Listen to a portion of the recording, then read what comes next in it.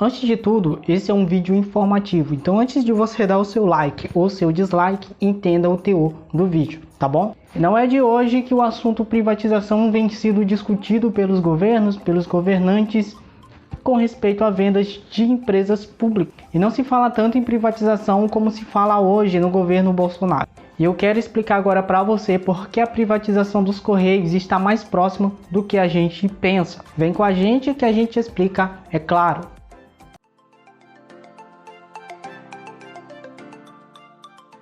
Tanto o presidente como o ministro Paulo Guedes vem citando a respeito de privatização desde a sua campanha eleitoral. As privatizações foi um compromisso nosso também de campanha, nós vamos acelerar privatizações.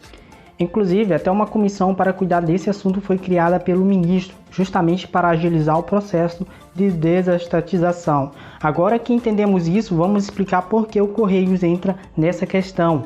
O próprio ministro Paulo Guedes afirmou que tem interesse em privatizar a Amarelinha. Segundo ele, a empresa se tornou um foco de corrupção, como propriamente ele disse. Não faz sentido, nosso ponto de vista, você ter uma empresa que não investe, virou um foco de corrupção. E nessa mesma entrevista, o próprio Paulo Guedes citou que os Correios é ineficiente no serviço que presta à sociedade. E não está fazendo a sua função principal. Então, está dando um prejuízo para o país.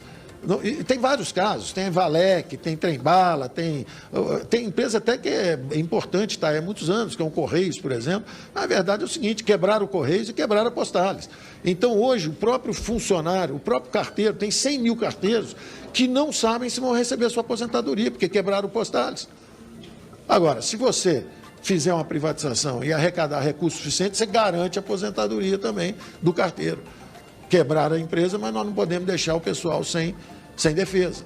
Se por um lado o ministro da Economia cita que a estatal traz prejuízo, virou um foco de corrupção, do outro lado o próprio presidente dos Correios, em entrevista ao Exame, afirmou que a privatização já está acontecendo dentro da estatal.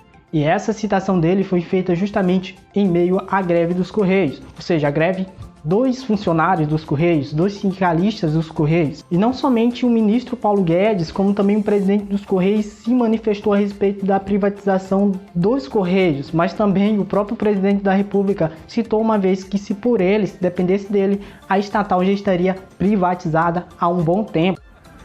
Agora, temos boas pessoas do nosso lado para nos orientar nesse sentido, para buscar soluções, para destravar a vida de vocês. Vamos privatizar os Correios, carteiro.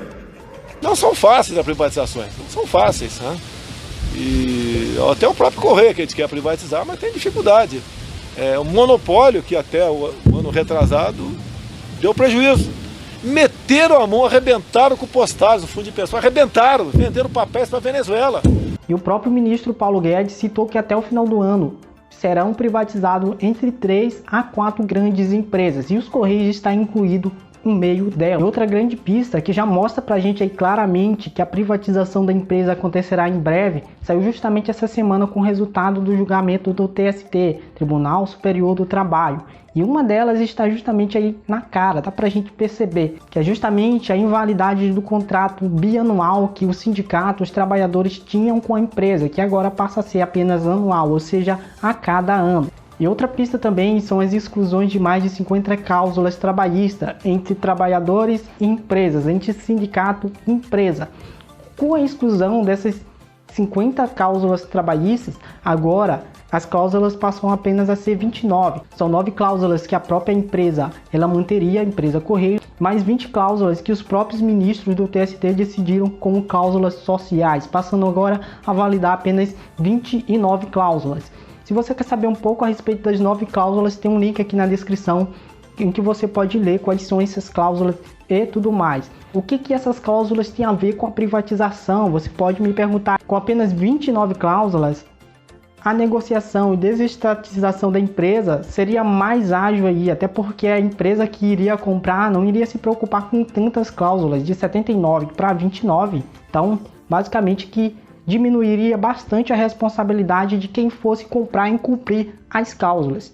Deu para você entender aí? Agora, segundo a própria categoria dos Correios, as cláusulas que foram retiradas tratam-se de 30% de adicional de risco, vale alimentação, licença de maternidade que era de 180 dias e agora passa a ser apenas de 120 dias, auxílio à creche, indenização por morte e auxílio para filhos com necessidades especiais, além de pagamentos como adicional noturno e horas extra.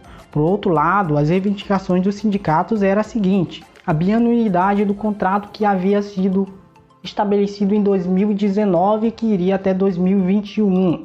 E o próprio sindicato dos Correios também denunciava a falta de investimento dentro da estatal, sendo que a mesma empresa apresentou um lucro em meio a um ano pandêmico. Outra coisa também é que a falta de equipamentos e também investimentos e equipamentos de proteção acabou que levando a óbito a alguns funcionários dos Correios. Triste isso, mas é a realidade.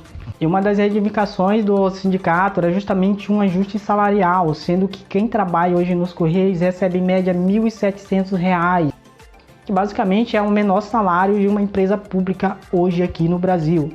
Contudo, como categoria organizada, os setistas conseguiram uma série de direitos que foram retirados pela diretoria. Entre elas estão plano de saúde, vale cultura, anuênio, adicional de atividade de distribuição e coleta, adicional de atividade de tratamento, adicional de atividade de guichê, possibilidade de alteração na dia do pagamento, auxílio de dependentes com deficiência, pagamento de 70% a mais da hora normal quando a hora extra trabalhada, reembolso cheque, pagamento de 70% das férias, aumento no compartilhamento do ticket, licença maternidade de 180 dias, fim da entrega matutina, garantia de pagamento durante o afastamento pelo INSS, ticket nas férias, tickets nos afastamentos por licença médica, vale alimentação, manutenção das cláusulas sobre acidente de trânsito para os motoristas, indenização por morte, garantia do empregado estudante, licença adoção, acesso às dependências pelo sindicato, atestado de acompanhamento, fornecimento do CAT Lisa, itens de proteção na baixa umidade, reabilitação profissional, adicional noturno, repouso no domingo, jornada de 40 horas e pagamento de 15% ao sábado. Ou seja, é uma série aí de direitos, uma série de reivindicações que infelizmente não foram atendidas aí pelo TST e muito menos será atendida aí propriamente pelos Correios, pela empresa em si. E por fim, a categoria encerrou a greve sentindo um gosto de derrota e com um reajuste de apenas 2,6% e podendo ser multada em até R$100 mil caso não volte a trabalhar. Basicamente foi isso que eles fizeram, não tiveram para onde correr, o TST bateu o martelo, eles tiveram que voltar e se não voltasse seria 100 mil a diária, R$100 mil a diária, é dinheiro. Apesar disso, o próprio TST reconhece a falha da empresa e não demonstra interesse em dialogar com os funcionários. A greve desse ano deixou bem claro que a empresa está indo rumo à privatização. Principais provas que temos é que o próprio ministro Paulo Guedes já afirmou que ela está na lista das empresas que poderão ser privatizadas até o começo do ano que vem. Além disso, a crise criada pelo Covid-19 tem forçado o governo a buscar recursos e a privatização de estatais seria uma maneira de injetar recursos na economia, ou seja, uma maneira de colocar um pouco mais de dinheiro na conta da União. Por outro lado, empresas como Mercado Livre, Amazon, Mercado Livre, Alibaba e até Magazine Luiza já demonstraram interesse em comprar a estatal. E então, o que você achou sobre isso tudo? Qual a sua opinião? Será que a privatização está tão próxima assim ou não? Conta pra gente aqui embaixo nos comentários. E é isso, se você gostou desse vídeo, já sabe, deixa o seu like, se inscreva aqui no canal para estar sempre por dentro das novidades, é claro, e ativar o sininho das notificações para você ser notificado também. E é isso, a gente se vê até o próximo vídeo. Tchau! E eu quero explicar agora para você porque a privação. E eu quero outra grande pista que a privatização da empresa irá acontecer em breve é que essa moto vai estragar meu vídeo.